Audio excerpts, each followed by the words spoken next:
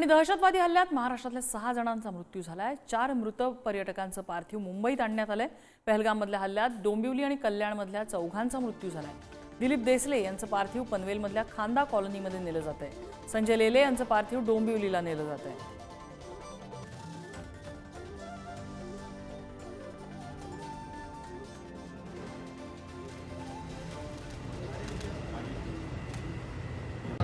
मुंबई विमानतळावरती या पर्यटकांचे पार्थिव आणण्यात आले। त्यावेळेला आशिष शेलार यांनी पुष्पचक्र अर्पण करून त्यांना श्रद्धांजली दिली।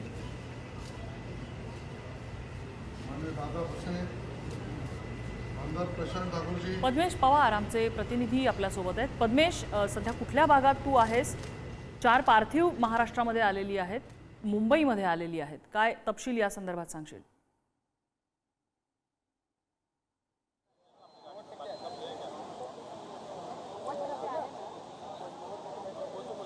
नम्रता, सध्या मी जे डोमेस्टिक एअरपोर्ट आहे त्याचा कार्गो जो गेट आहे तिथे मी आहे। माझ्या मागे तुम्ही बघू शकता की माझ्या मागेच ते जे एक पनवेलचे जे पार्थिव होते ते ऑलरेडी नेण्यात आलेले ते ऑलरेडी तर पनवेलमध्ये पोहोचल्याची आपल्याला माहिती मिळते।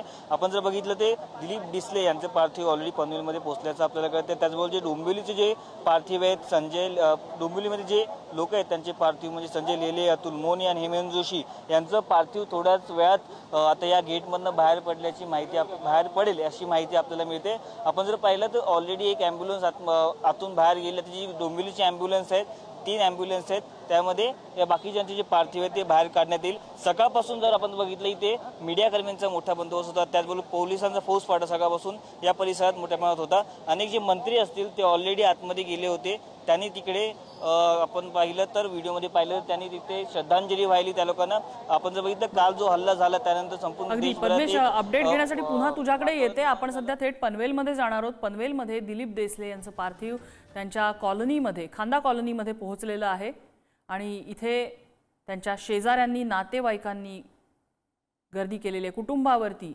दुःखाचा डोंगर कोसळलेला आहे। दिलीप देसले यांचं पार्थिव पनवेलमधल्या खांदा कॉलनी भागामध्ये पोहोचलंय।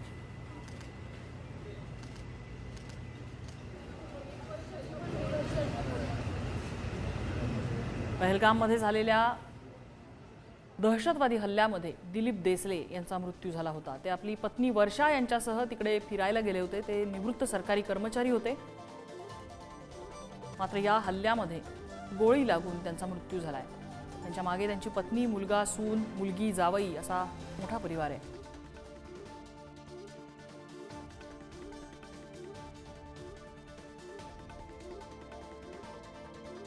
आवेश तांदळे आमचे प्रतिनिधी आपल्याला अपडेट देतात। आवेश, हल्ल्यानंतर आज महाराष्ट्राचे 4 पार्थिव आतापर्यंत आलेले आहेत। पनवेल येथील दिलीप देसले यांचं पार्थिव आता घरी दाखल झालेलं आहे। यानंतर जे पालकमंत्री गणेश नाईक हे सुद्धा तिथे भेट देणार, त्यानंतर त्या पार्थिवावर अंत्यसंस्कार होणार आहे। बघू शकतो की मोठ्या प्रमाणावर पनवेलची जनता, नागरिक आलेले आहेत तिथं पार्थिवचं अंतिम दर्शन घेण्यासाठी। काल झालेल्या हल्ल्यानंतर एक प्रकारे राज्यभर, देशभर निषेध होत असताना आज देसले यांचं पार्थिव पनवेलमध्ये आलेलं आहे आणि थोड्याच वेळात दिलीप देसले यांचं पार्थिव या अंतिम संस्कारासाठी पनवेल इथल्या स्मशानभूमीत जाणार आहे। मोठ्या संख्येने पनवेल इथले नागरिक हे सुद्धा त्या पार्थिवला अंतिम दर्शन घेण्यासाठी उपस्थित झालेले आहेत। आता थोड्या वेळापूर्वी नवी मुंबईच्या एअरपोर्टहून निघालेले पार्थिव पनवेल यांच्या त्यांच्या निवासस्थानी दाखल झालेलं आहे। अगदी आवेश, अपडेट घेत राहू। तुर्तास धन्यवाद या माहितीबद्दल। दिलीप देसले यांचं पार्थिव पनवेलमधल्या त्यांच्या राहत्या घरी पोहोचलेलं आहे। महाराष्ट्रातले एकूण 6 जण या दहशतवादी हल्ल्यामध्ये मृत्युमुखी पडलेले होते, ज्यातल्या 4 जणांचं पार्थिव मुंबईमध्ये दाखल झालंय। दिलीप देसले जे 62 वर्षाचे होते, निवृत्त सरकारी कर्मचारी होते, नवीन पनवेल भागामध्ये ते राहायचे। ते त्यांच्या पत्नी वर्षा यांच्यासह फिरायला गेलेले होते काश्मीरमध्ये आणि पहलगामचा जो मिनी स्वित्झर्लंड पॉईंट आहे त्या ठिकाणी जो दहशतवादी हल्ला झाला त्या हल्ल्यात देसले यांचा मृत्यू झाला। त्यांच्या मागे त्यांची पत्नी, मुलगा, सून, मुलगी, जावई असा परिवार आहे।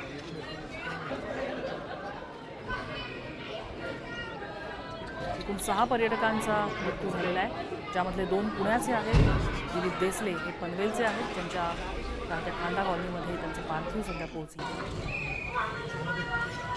इतर पर्यटक हे डोंबिवली आणि कल्याण भागात राहणारे कौस्तुभ गणगोटे 56 वर्षाचे, पुण्याच्या कोंढवा भागात राहणारे फरसाण विक्रेते होते, ते पत्नीसह फिरायला गेलेले होते आणि या घटनेमध्ये, या हल्ल्यामध्ये गोळी लागून त्यांचा मृत्यू झाला. त्यांच्या मागे त्यांची पत्नी, मुलगा, सून असा परिवार आहे. तर 54 वर्षाचे संतोष जगदाळे, जे पुण्याच्या कर्वेनगर भागात राहणारे होते, LIC एजंट होते, ते सुद्धा आपल्या पत्नी आणि मुलीसह फिरायला गेलेले होते. त्यांचा गोळी लागून मृत्यू झाला आहे. त्यांच्या मागे त्यांची पत्नी, मुलगी, भाऊ, वहिनी असा परिवार आहे. दिलीप देसले हे नवीन पनवेलचे राहणारे निवृत्त सरकारी कर्मचारी होते. पत्नीसह काश्मीर फिरायला गेलेले होते, जिथे त्यांचा मृत्यू झाला पहलगाममधल्या दहशतवादी हल्ल्यात.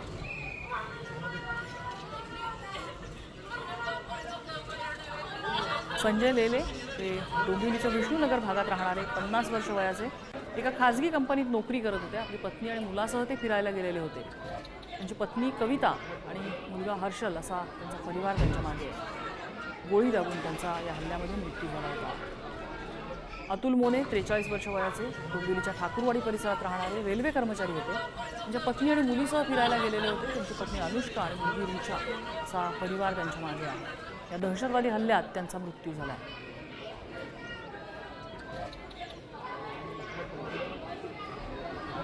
डोंबिवलीच्याच भागशाळा मैदानाजवळ राहणारे हेमंत जोशी 45 वर्ष वयाचे खाजगी नोकरी करत होते. मुलाची 10वीची परीक्षा झाल्यानंतर ते काश्मीरमध्ये मुलगा आणि पत्नीसह फिरायला गेले होते. त्यांची पत्नी मोनिका आणि मुलगा ध्रुव असा परिवार त्यांच्या मागे आहे. या दहशतवादी हल्ल्यात गोळी लागून त्यांचा मृत्यू झाला आहे.